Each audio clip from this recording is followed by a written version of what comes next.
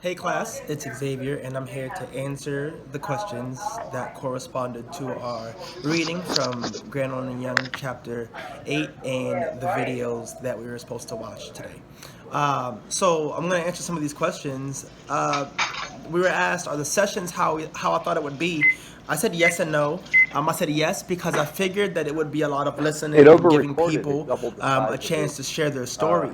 I also said no I'm actually because I talking to didn't you, and realize then that Anisha, I know that counselors I need don't to go in seem there and shut to, him off at least from what I've seen, do a whole lot of for the talking. So that video. was something that was If I different for don't do me. that, I'll get We were talking. The next asked thing you know, about I'll the have a 15 characteristics minute and skills that stuck out from chapter video 8. with 5 minutes of Some of the talking things that stuck out to me the 15 most, I would minutes of say, him was that standing you don't have to shoulder at the end. fixing people's problems. I kind of highlighted that portion in there where it was talking about how you don't have to feel like you have to take sole responsibility of fixing someone, and I think that was great because I think it does add a I lot got of work to pressure do. to make sure that I might someone have leaves to.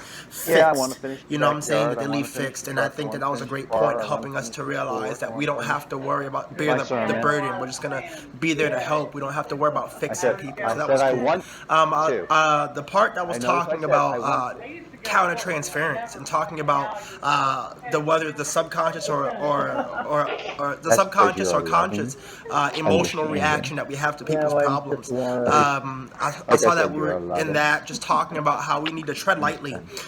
tread lightly with those things, and even the thing that stuck out to me, talking about whether we compare our problems to other people, and how I already think that's really annoying, so So I don't how'd you like do that with the anyway, math but it last was night? cool to see how, from a counseling standpoint, like how that, keep in mind that Oh yeah, I comparing tried to people's go. problems and one-upping them and those different things, and how you have to really watch what you say and watch how you react. I was also looking at a lot of the skills that chapter 8 and how those were demonstrative in the videos. The things like open questions, encouragers, and reflection of feelings and meanings. Those seem to be the most used.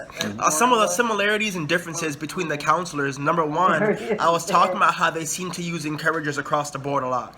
And encouragers were kind of like that positive reinforcement, letting the client know that you're listening.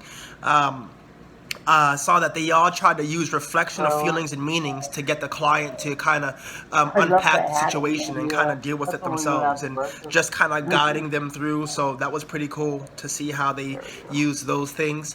Um, some of the differences that I wrote down. The counselor on brainstorming was cool to watch because he seemed to do a good job of reinforcing that he understood where the There we client go, was, Barb. and so even by the end of the video, the gentleman was able Put to a say, little "Yeah, that light was on it. exactly right. Like you got it." So I noticed that he tried to really champion that. I noticed in the dancing and helping video, excuse me, I skipped one. The counselor in the homesick video seemed to overuse encouragers. That one's too. That kind of annoyed me a little bit because it even created some room for some like cringy, awkward silence. I don't know if you don't know, if you guys know what I mean. There were some cringy, awkward silence moments, and she was like, "Mm-hmm, yeah, mm-hmm," and the client was just kind of sitting there waiting, I guess, trying to say some more stuff because I guess she thought that's what the counselor wanted. So that was pretty, that was kind of for me. But the counselor in the homesick, in the dancing or helping video was awesome. Like that made me like stop and pause and rewind quite a few times because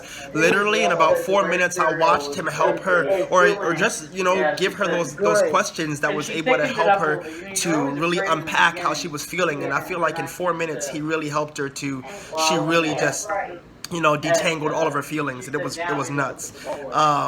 But it was almost scary, and I can see how counselors, if they're not careful, they can definitely overuse that power and really overstep boundaries and even be manipulative in those questions. And if you're not careful, you can really, I guess, guide people along.